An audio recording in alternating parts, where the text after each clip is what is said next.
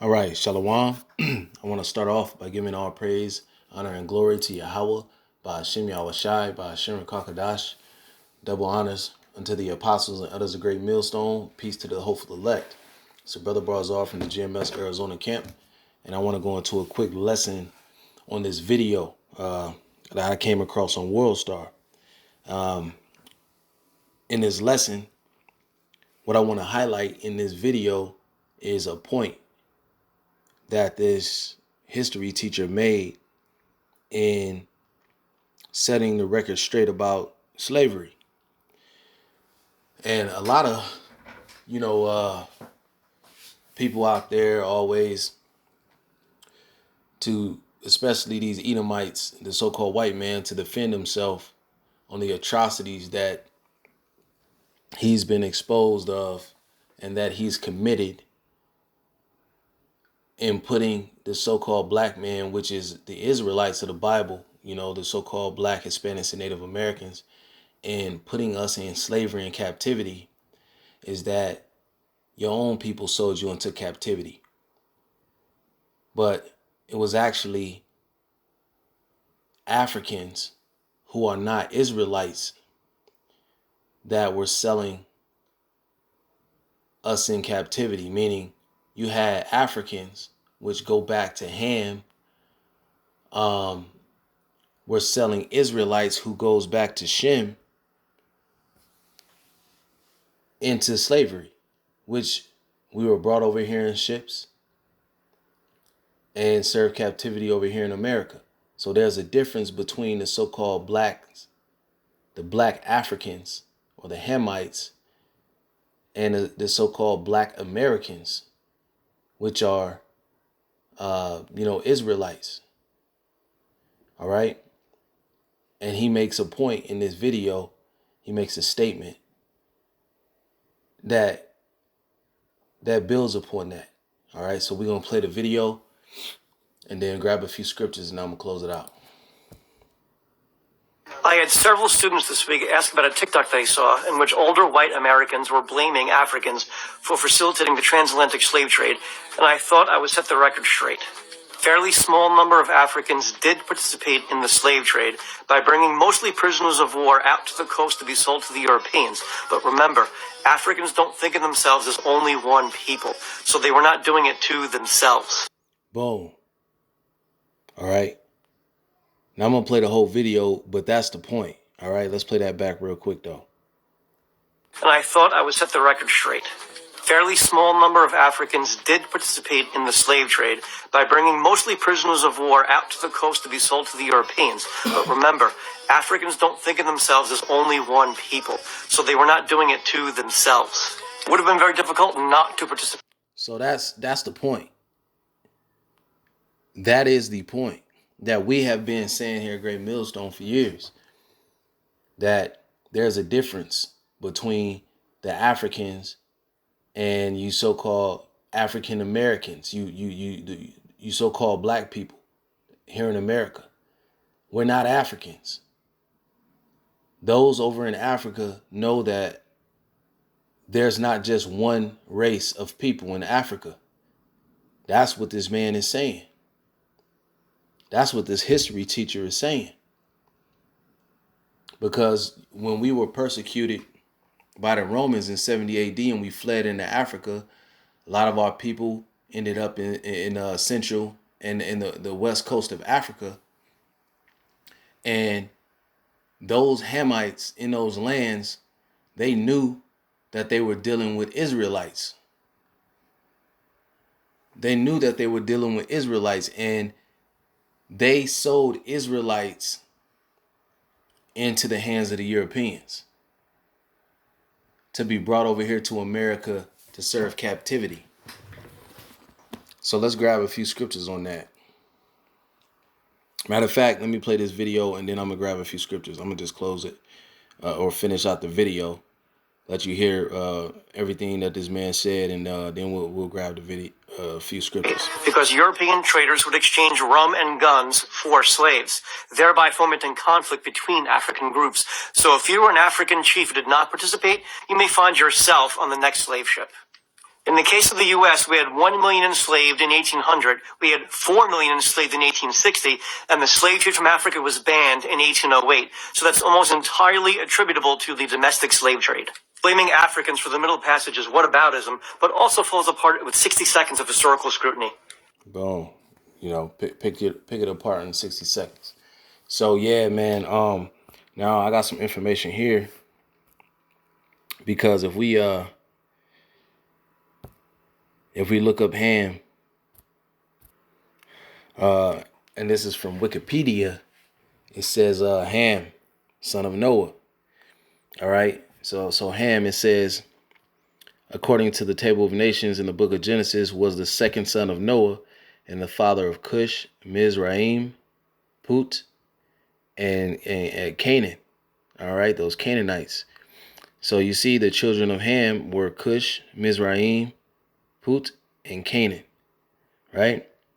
And we know Noah had 3 sons. He had Ham, Shem, and Japheth. So your so-called Africans came from the lineage of Ham.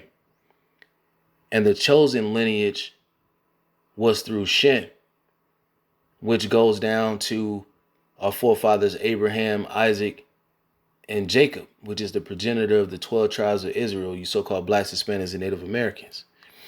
So if we go to this little excerpt I found on the internet from blackhistoryinthebible.com.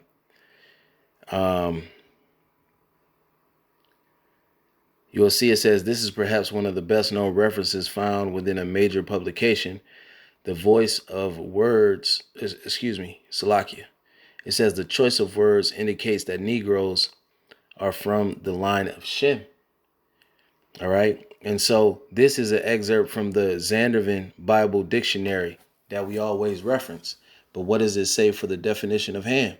It says the youngest son of Noah, born probably about 96 years before the flood, and one of the 8 persons to live through the flood. He became the progenitor of the dark races, not the Negroes, but the Egyptians, Ethiopians, Libyans, Canaanites. It says, and that's pretty much the point. That's all I need to get, but I don't have the copy of the Zandervan Bible Dictionary, so I just looked it up online and was able to find this excerpt. But there you have it. The Africans come from Ham. The Negroes that were brought from West Africa, which are Israelites, come from Shem. There's 2 separate people, and there's a distinction that our people fail to make, because the scriptures clearly tell us in Jeremiah that we would discontinue from our heritage. And that's what was done through slavery, through them conditioning us, through them beating the Israelite out of us, giving us new names.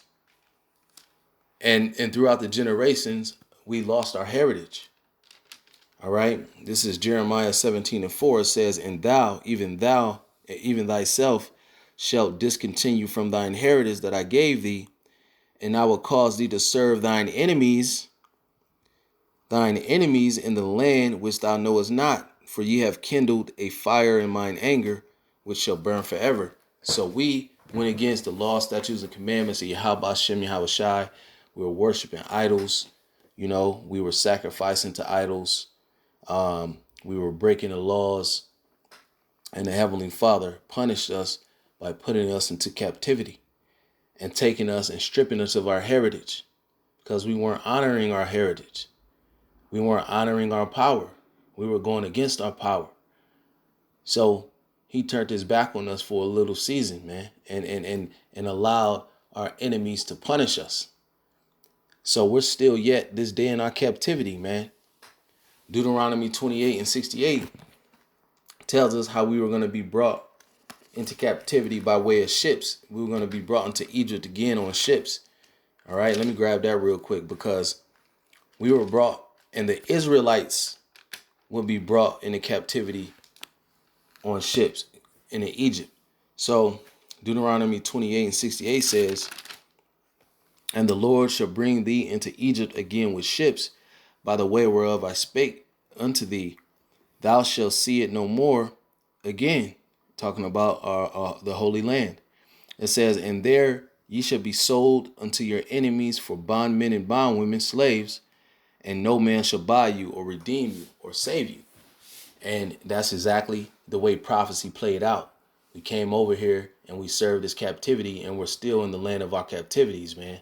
But guess what? The scriptures say, in the land of your captivities, you should remember yourselves. And this is all directed towards the Israelites. All these other nations were confederate against us, pursuant to Psalms, the 83rd chapter. All these other nations came together. Let's grab that real quick. Because all these other nations came together and came against the nation of Israel. You know, and they have continued to work together to make sure that we didn't remember or come back to the remembrance of who we were. This was done unto the Israelites, not the Africans. All right. So when it comes to this captivity, the Bible is a story of the journey of the Israelites. You're not reading in the scriptures, chapter after chapter and book after book, a great man from Canaan, from Ham. That's not what the scriptures is about. That's not the story that the Bible is following. It's following the story of the Israelites, because there's a difference. There's more than one dark race, brown skinned race in the world. But though the nation of Israel is also a dark skinned race, we're not all the same. All dark skinned races are not Israelites. And all Israelites are not dark skinned, man. It's deeper than skin color. But at the end of the day, the vast majority of our people consists of these so-called blacks, Hispanics, and Native Americans that were brought over here to the West to serve captivity. So if you go to the book of Psalms 83, it says, keep not thou silence, O power. Hold not thy peace, and be not still, O power. For lo, thine enemies make a tumult, and they that hate thee have lifted up the head. They have taken crafty counsel against thy people, which are the Israelites, and consulted against thy hidden ones. They have said, come, and let us cut them off from being a nation, that the name of Israel may be no more remembrance. It says, for they have consulted together with one consent. They all on the same page with this. They know how powerful we are. They know how powerful we become when we truly connected and are in obedience to our power. Yahweh Ba'ashem Yahweh Shai. All right. It says they have consulted together with one consent. They are confederate against thee. Right. So they came together and said, let us cut them off from being a nation. That's why we're here. There's a great awakening happening in America with the Israelites popping up. And we're confessing the names of Yahweh Ba'ashem Yahweh Shai. We're out there on the streets trying to wake up our people to who they are. And that's why you got this big controversy. Because our people are all messed up because they truly believe they are who these so-called white people tell them they are. They believe they African Americans. And we're trying to bring them back into remembrance because they don't understand that they have been cut off from being a nation, that the name of Israel may be no more remembrance. They don't remember that they're an Israelite. And that's what we're trying to bring them back to, the remembrance of who they are and their true heritage. All right. And so, yeah, when I listened to that video, that stuck out to me, you know, because he made a clear distinction that the people in Africa, they know that all Africans aren't the same. That's basically him saying that, yeah, there's all Africans, you know, there's not just black Africans, you know what I'm saying? And that's it. They're just all Africans. No, all the black people that are in Africa are Africans. And a lot of them don't identify as just Africans, man. There are Israelites that are dark skinned still yet in Africa because we've been dispersed throughout the four corners of the earth. But the dark skinned races that came from Africa to serve slavery in America were Israelites. I had several students this week ask about a TikTok they saw in which older white Americans were blaming Africans for facilitating the transatlantic slave trade, and I thought I would set the record straight.